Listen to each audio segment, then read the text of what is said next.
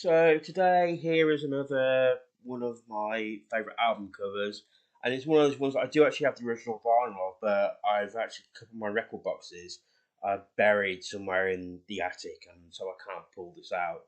And it's such a big, impressive gatefold sleeve. It's like about 20. When it's folded out, it's like 24 inches by 36 inches.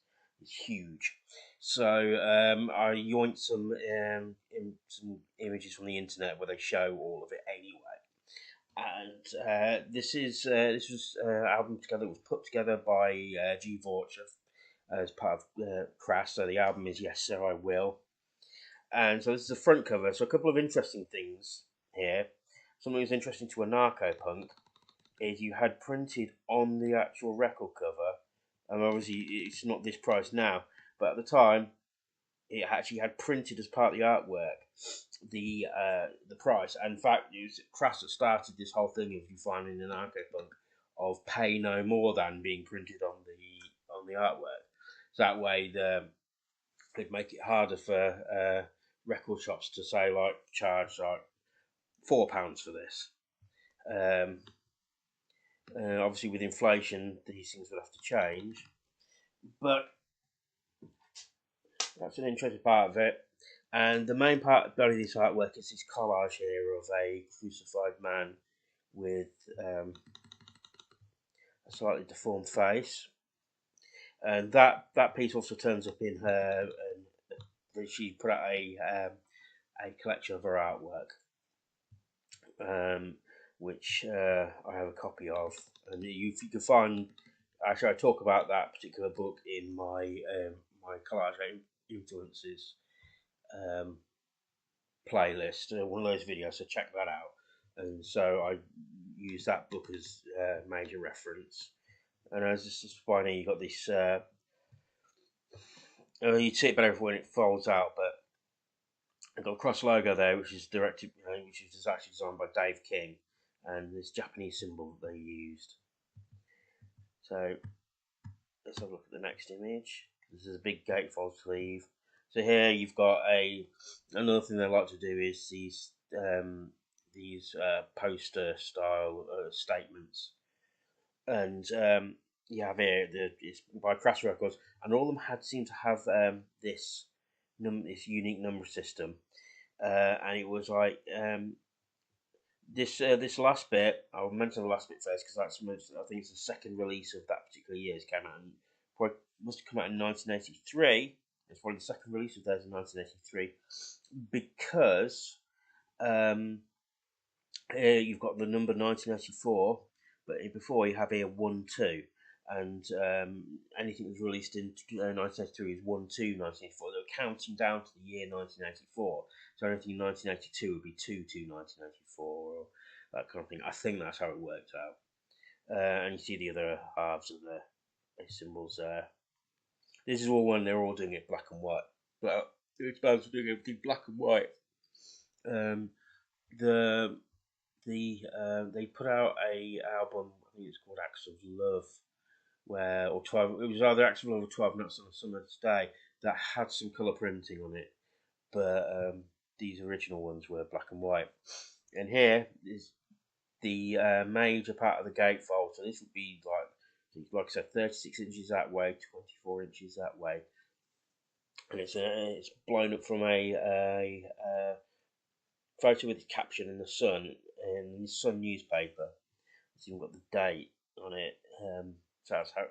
And here, the then Prince Charles, now King, speaking to a Falklands War survivor called Simon Weston, who was very horrifically burned in the course of his duty. And it had the thing of the quote, "Get well soon," the Prince said, and Hero Exodus replied, "Yes, sir, I will." That's where the title came from. So Crass being an anarchist inspired band, and as in what they would consider true anarchism is in the fact of not really talk about dogma. It's just living your life how you want to. Very kicked off at the idea of certainly war, but someone putting their authority over you. So this is where they were. so not so much just politically, but also ethically and morally. They wanted to live the lives they wanted to. That's why they all lived in what they didn't like the term commune, but they lived communally, and that's another way how they were to keep the prices down so low as well. So a lot of this the graphics will came very much from G. So she was very much so she still went out on tour with them. I think whenever they did tour, they didn't often tour outside the UK. When in fact when the band first came about, she wasn't really in the band, and she was living in New York, and they did a couple of gigs in New York, and before they released anything, I think. And then when she came back with them or something, or shortly after, and then she joined in on it. So, and you have here um, you have here a full look at the fold out, and this is from where somebody was selling it on eBay, so I took it from that. So it's going to be upside down here, but the other side here are the lyrics, and it's not zooming in any further, which is a shame. It should do. So it's only 56%, but that's very strange. Let's try. Anyway, so there you see all that, and this by the fodder for Factory and Battlefield. This is one of the last pieces of that, and so they have their statement. But this image here is particularly interesting. So what I've done is I actually found a copy of that image. So for some reason it's not zooming in, which is a pain.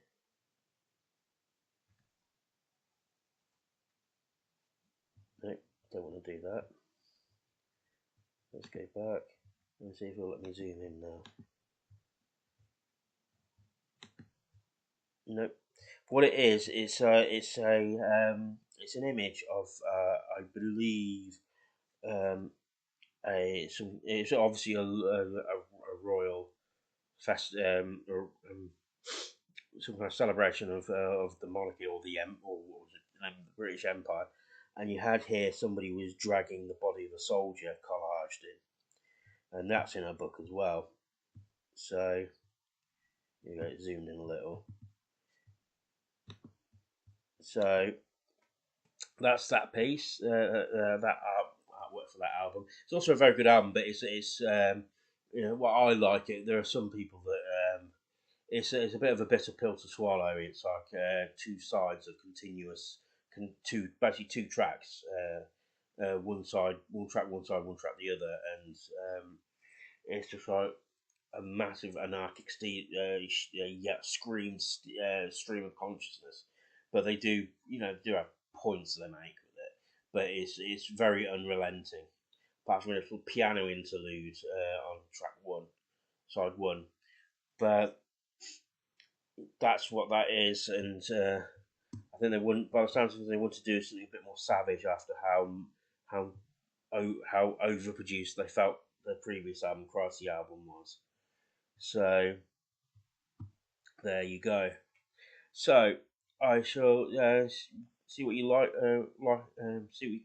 Let me know what you think about this. Certainly check out the album if you want to listen to it, and if you like this artwork, also if you like it, buy the album. But I advise you buy it on the vinyl. I mean, they do have these classical collection versions out now, which will have all the artwork, but the folder it still does a fold. I've got a few other albums in that collection, and it is the album, but it's a fold out that's much smaller, CD size folded up.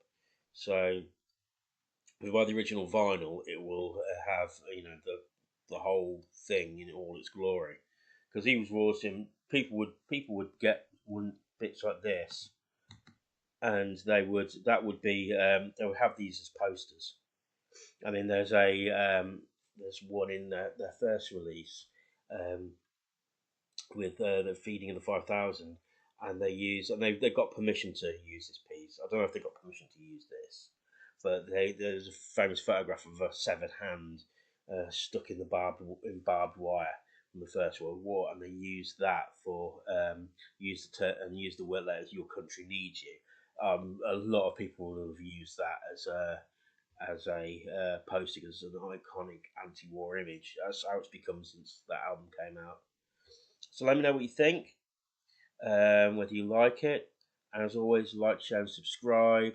My link tree, my description of my link tree, so my merch links. But there are some specific merch items at the bottom of this video. Oh, there should be, and also check out my Patreon.